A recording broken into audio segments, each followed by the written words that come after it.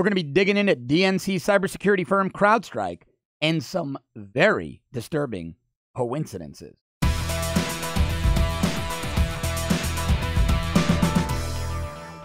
Now, one of the basic rules in investigations is follow the money. There's a lot here, and in no particular order, I'm going to run you through all of the disturbing connections I found with CrowdStrike, the DNC, and people surrounding the Trump-Russia collusion investigation.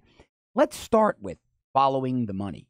Now, CrowdStrike got its first hit of venture capital, $26 million, back in 2011 from investment firm Warburg Pincus. Well, why is that relevant? Well, in 2011, it didn't seem all too relevant to anybody. But right around 2013, it started to become very relevant, because that's when Timothy Geithner, the former Treasury Secretary under the financial collapse, the financial meltdown, but more importantly, Treasury Secretary in 2010, who co-chaired Council on Foreign Investments in the United States, CFIUS, alongside Hillary Clinton when the Uranium One deal was approved. Well, he's now at the helm since 2013 of Warburg Pincus. And since 2013, CrowdStrike has received an additional $200+ million in funding invested into by or deeply assisted by Warburg Pincus under the direction of Tim Geithner. The main investor is Capital G, which used to be called Google Capital. And who runs that? Well, Eric Schmidt, the CEO of Alphabet, the chairman of Alphabet, Google's parent company. Why is that relevant? Well, Eric Schmidt was considered staff on the Hillary Clinton campaign. So now you've got the former Treasury Secretary who sat alongside Hillary on CFIUS. He co-chaired the council when the Uranium One deal was approved, and a multi-billionaire globalist, Eric Schmidt, who runs Google's parent company, directing an investment of $100 million, twice actually, once in 2015 and again in 2017. So Google has about $200 million in the deal to CrowdStrike, the only entity ever to view the DNC servers. Now, there's an entity in all this that I didn't even know was connected. But as I started to do my homework, as I started to investigate, found they're really, really deeply dug in alongside not just CrowdStrike, but the globalists. And it's the globalist, left-leaning Atlantic Council. Now, the chairman of Emeritus, Board of Directors and International Advisory Board of the Atlantic Council is Brent Scowcroft. Brent Scowcroft, big globalist. He was National Security Advisor to Presidents Gerald Ford and George H.W. Bush, Bush 41. He also backed Hillary against Trump in the election. More importantly, the Atlantic Council has a host of never-Trumpers on the board. Former head of the National Security Agency, Michael Hayden, big never-Trumper, pushed the Trump-Russia collusion narrative. Defense Secretary under Obama, Ash Carter, another guy who believes in the Trump-Russia collusion narrative.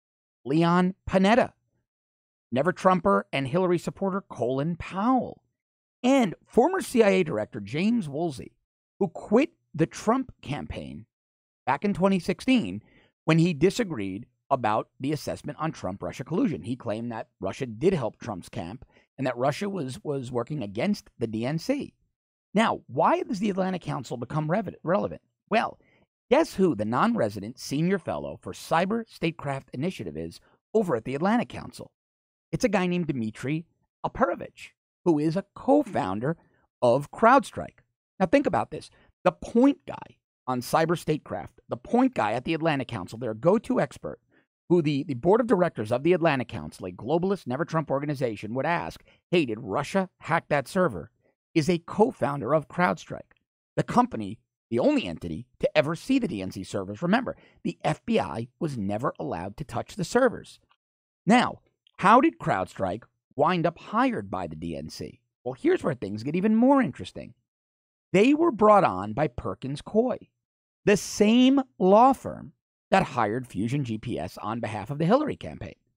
Those allegations are as follows. The Hillary campaign didn't want their fingerprints on the hiring of Fusion GPS, because when you're a political campaign, every dollar you spend has to be recorded with the Federal Election Commission so that you, me, and anybody else can go to fec.gov, the Federal Election Commission's website, and research the expenditures. We can see the line item.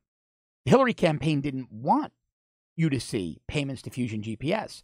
So they funnel those payments, it appears, through their law firm, Perkins Coie, through a partner there was named Mark Elias. He was the one who retained Fusion GPS.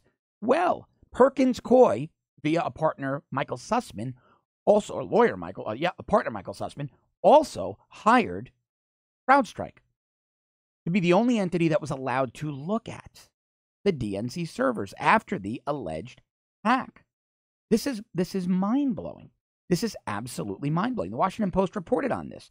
And the story in context here, these quotes are in context. So it says, when DNC leaders were tipped to the hack, they claim it's a hack, many people dispute that, in late April, Chief Executive Amy Dacey got a call from her operations. And it was saying how it's a call that no one wants to get about a cyber breach, and we know all that. So let me read you something from the Washington Post. Quote, that evening, she, Amy Dacey, spoke with Michael Sussman, a DNC lawyer who was a partner with Perkins Coie in Washington. Soon after, Sussman, a former federal prosecutor who handled computer crime cases, called Henry. Now keep Henry, top of your mind, it's going to become relevant in just a second. Called Henry, whom he has known for many years. Within 24 hours, CrowdStrike had installed software on the DNC's computers so that it could analyze data that could indicate who had gained access, when, and how. Now think about this. Perkins Coie, the same law firm that appears to be responsible for hiring Fusion GPS secretly on behalf of Hillary, brought in CrowdStrike, a firm with deep ties to never-Trump globalists, people that are very hawkish on confrontation with Russia. I don't want to sound conspiratorial. This is all easily researchable. This is all well-documented. And CrowdStrike was the only entity that was able to embed its own software onto the DNC servers, and their reports were relied on 100% without any other independent corroboration of what CrowdStrike reported. Now, you remember I told you the name Henry. Keep the name Henry in the top of your mind. That's who the lawyer Michael Sussman at Perkins Coie called over at CrowdStrike to bring CrowdStrike in to embed this software. Well, Henry is Shawn Henry. He was with the FBI for 24 years, retiring in 2012. And back in 2010, right around the time that Robert Mueller was director of the FBI and the Uranium One case was being squashed, Shawn Henry, who had been the ASAC, the SAC, the special agent in charge, not ASAC, they're called ADICs, assistant directors in charge, or SAC, special agents in charge, of the Washington, D.C. field office, the field office that was investigating Uranium One, he was promoted by Robert Mueller. He was promoted by Mueller in 2010. The guy's name is Shawn Henry, to be executive assistant director of the Criminal Cyber Response and Services Branch, meaning he was a key guy on the criminal case into Vadim Mikarin, the guy from Rosatom, the Uranium One guy that was trying to bribe people like Hillary Clinton. So one of Mueller's hand-picked disciples, who was a top guy in FBI criminal at the time that investigation was squashed. Let's recap everything. He is the president and chief security officer of CrowdStrike. Tim Geithner, who was Hillary's partner in 2010. On CIFIS, when the Uranium One deal was approved, he is in charge of Warburg Pincus. He's the top guy at Warburg Pincus, who has given $200 million plus, directly or indirectly, to CrowdStrike since 2013. This is mind-blowing. Eric Schmidt is the chairman of Alphabet Corp, parent of Google, who also runs Capital G, which used to be called Google Capital, the group that invested the majority of that $200+ million to CrowdStrike since 2013.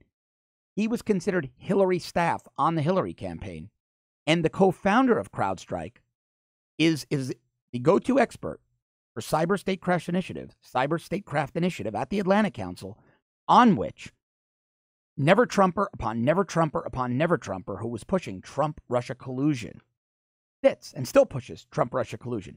But the Shawn Henry element now is very disturbing because it's being either grossly underreported or not reported at all. And my sources inside the Bureau tell me, these are very strong sources inside the FBI, that Shawn Henry, Robert Mueller, and James Comey are very close, very, very old friends. Now, I want to present this all to you as I would have back in law enforcement if I were bringing this to a prosecutor, saying, hey, I can see and smell a lot of smoke here. Let's dig in deeper and see if there's fire. Because this, what we put together here, is as close to probable cause to widen an investigation as I've ever seen. Something is not right. All of these players are too closely aligned with one another. There just are not this many coincidences in life. And I really hope there are things going on inside our Department of Justice that we don't know about that are getting to the bottom of this. If you find this content as interesting as I do and as important as I do, because it really is, please subscribe to our premium service at www.therebel.media/shows. Subscribe, because the mainstream media is not bringing this to you, and it's really pennies to get the truth. You're going to spend more money on things you don't need. So subscribe with us. If you're already a subscriber, thanks very, very much. I'll be back with you tomorrow. Thanks for watching.